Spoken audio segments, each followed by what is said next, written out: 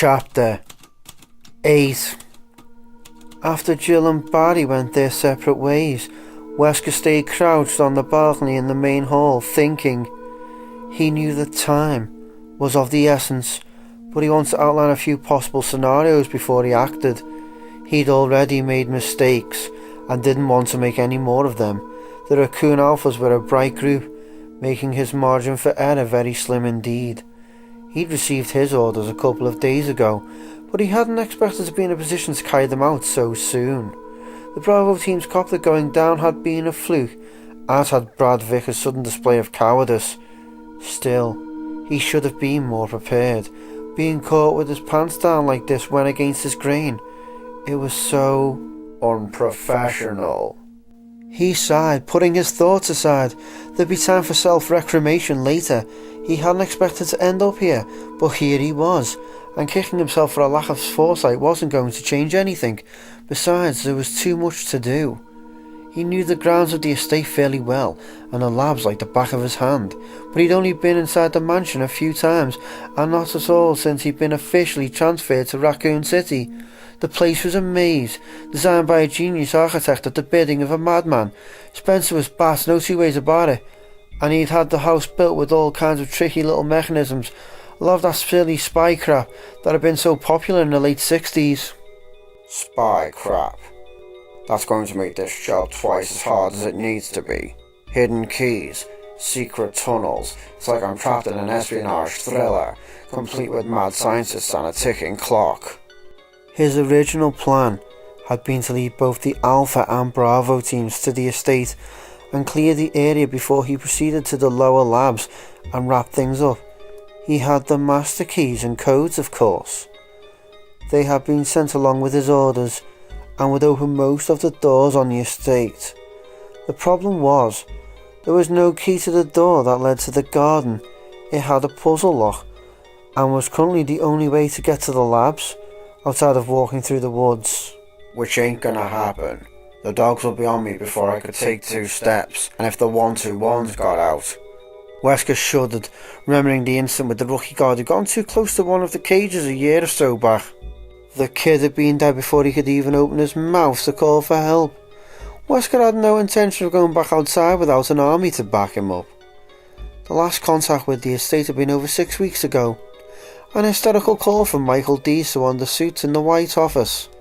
The doctor had sealed the mansion, hiding the 4 pieces of the puzzle lock in a fruitless effort to keep any more of the virus carriers from reaching the house.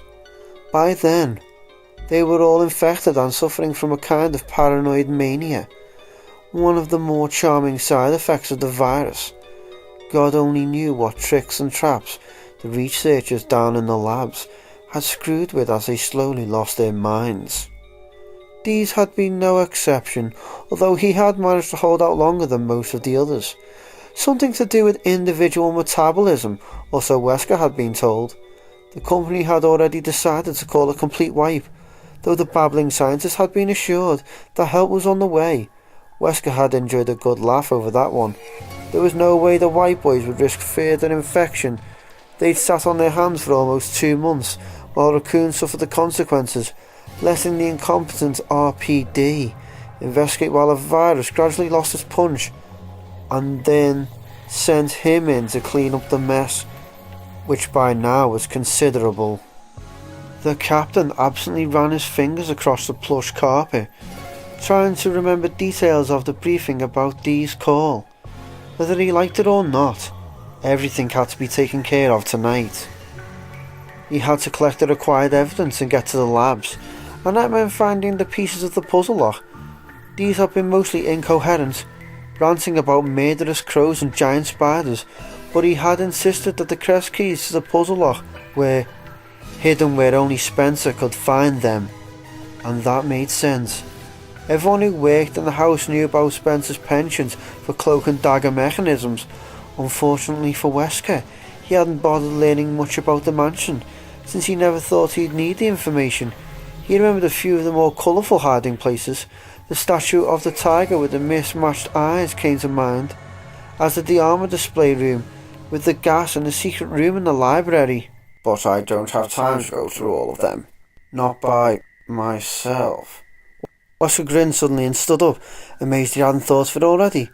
Who said he had to be by himself? He ditched the stars to map out a new plan to search for the crests, but there was no reason he had to do everything. Chris wasn't viable.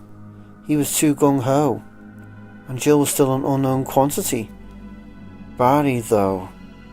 Barry Burton was a family man, and both Jill and Chris trusted him. And while they're all still fumbling around the house, I can get to the triggering system, and then get the hell out. Mission complete. Still grinning, Wesker walked to the door that led to the dining room balcony, surprised to find that he was looking forward to his little adventure. It was a chance to test his skills against the rest of the team, and against the accidental test subjects that were surely still lurching around, not to mention old Spencer himself. And if he pulled it off, he was going to be a very rich man. This might actually turn out to be fun.